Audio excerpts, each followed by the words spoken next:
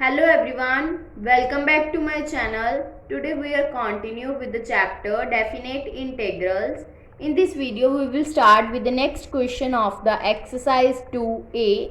In the previous video we will discuss the question related to the first definition of the definite integral in which the function is given of exponential type. Now in this video we will start with the question in which the function is given in the form of trigonometric like this. Evaluate the integral a to b sine square x dx as the limit of sum. We will find this integral according to the first definition of the definite integral. Now let us start with this question. Firstly, we will let this integral, that means a to b sine square x dx, which is compared with a to b, integral a to b f of x dx. By comparing this integral with this term, then f of x will become sine square x.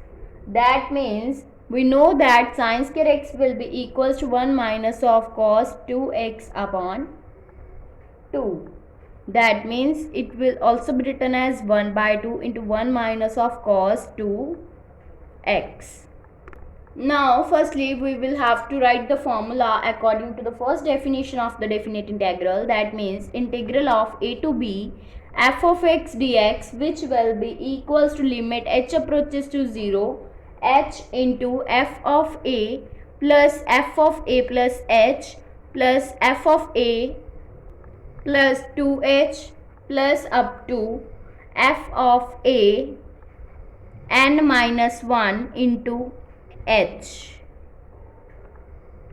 Then this function will become, the given function a to b sine square x dx will become equals to limit h approaches to 0 by using this formula h upon 2, that means this, into f of a, that means f of, this is the function, so we will put x will be equals to a here, so we get the function 1 minus of cos 2a plus this f of a plus h will become 1 minus of cos, this is the function, so we have 1 minus of cos 2 into x will be equals to a plus h. Then plus up to f of a, that means this term. So here function is 1 minus of, that means it will become 1 minus of cos 2a, 2 into a plus n minus 1 into h, because this is the value of x here, and if we will put the value of this, then it will become 1 minus of cos 2 into a plus 2h, because x will be equal to a plus 2h here.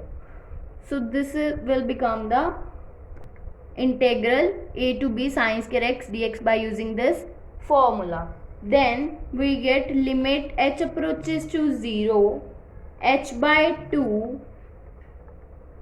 Now if we will take 1 common from all the terms, that means we get 1 plus 1 plus 1 plus up to n terms, and then it will if we will take negative sign common from cos 2x 2a cos 2a plus h, so it will become minus of cos 2a plus cos 2 into a plus h plus cos 2 into a plus 2h plus up to cos 2 into a plus n minus 1 into h.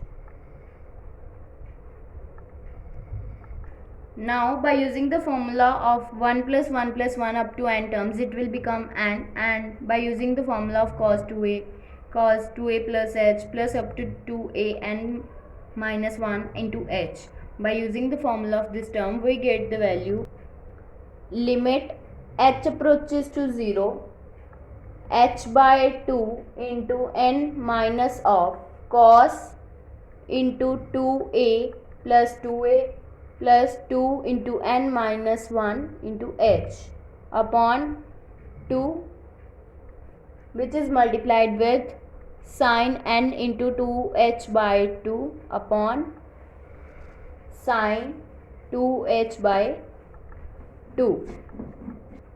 Then it will become limit h approaches to 0, h by 2 into n minus of cos 4a upon 2 plus 2 into n minus 1 into h by 2 into sine, here 2 and 2 get cancelled out and we get sine and h divided by, here 2 also get cancelled out, we get sine h.